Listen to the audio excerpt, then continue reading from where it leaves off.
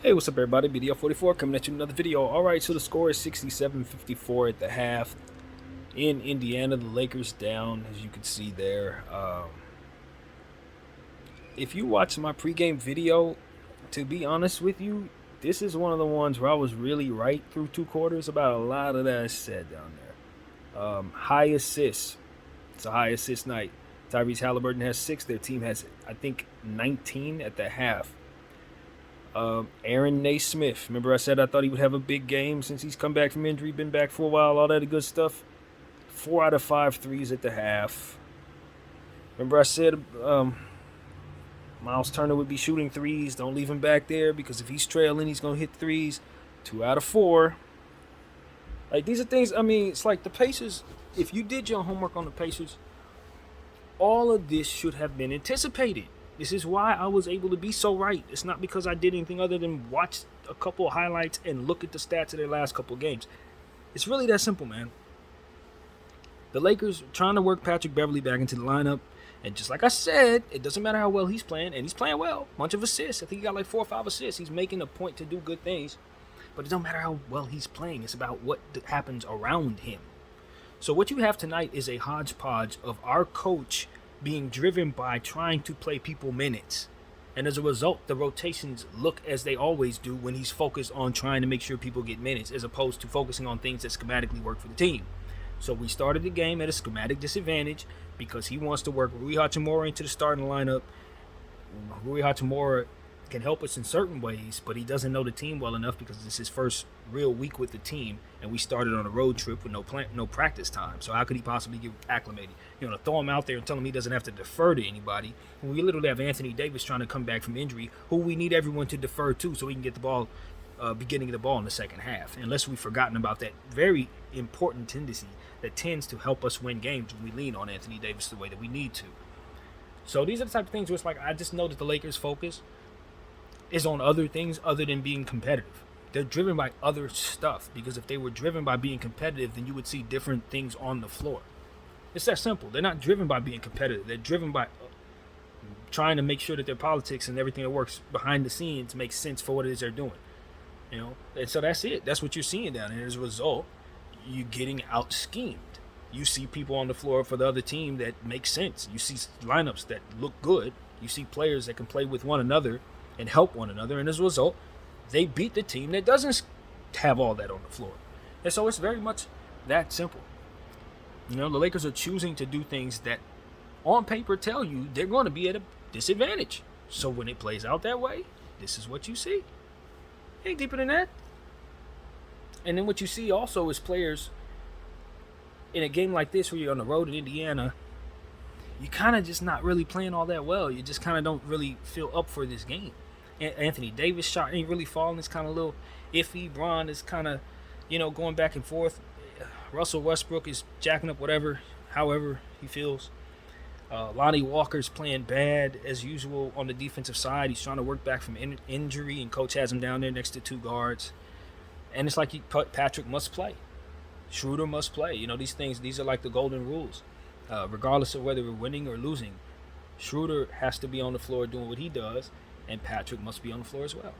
So as a result, when Russell comes in, he's down there with 2 guards, and then you had Thomas Bryant out there who, God bless him, he's a 7-footer. He's hitting threes for us, but he's rebounding for us as well. But on the other end, I mean, it's no stops, man. So you have him only playing one side of the ball. You got Patrick only playing one side of the ball. And then you got other players who are kind of just moseying up and down. You got Rui Hachimura, who's trying to get reacclimated into what we're doing, but he's not really playing well tonight. You know what I mean? So it's like we're leaving guys open on top of that. 3-point shooters are left by themselves while they're hot. It's just bad Laker ball, man. It's just bad Laker ball tonight. And, of course, you haven't seen Wenyen Gabriel. You haven't seen Max Christie.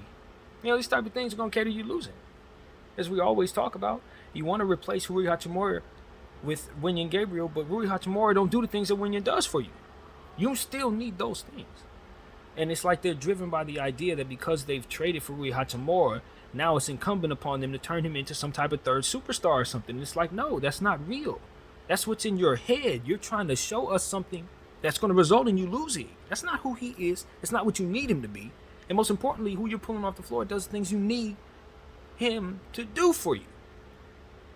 And so it's just like, look, if y'all want to play,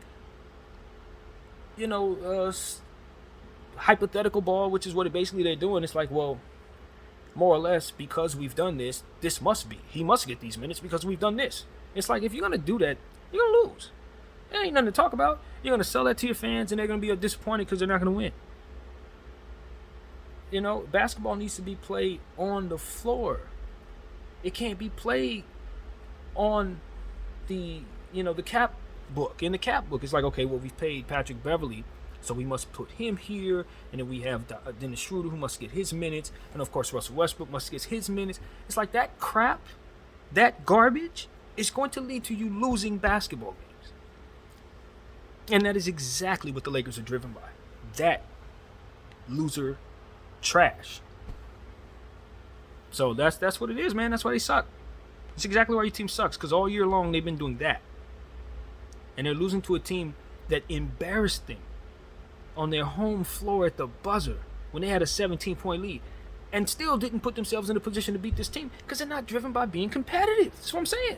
Win or lose, they don't care, as long as what they're supposed to have on the floor by way of the numbers is shown, because obviously Clutch must have their players represented in the minutes that they're given. So if the players are not on the floor, then Clutch is not getting their leverage, and then we suck because of all this stupidity. They ain't got nothing to do with the Lakers getting championship number 18. They ain't got nothing to do with LeBron James not getting hurt out there because he's playing around a bunch of people who can't rebound. Playing with a center that he has to try to come from the weak side and block the shot on the center's man, because the center's standing straight up ain't gonna do it.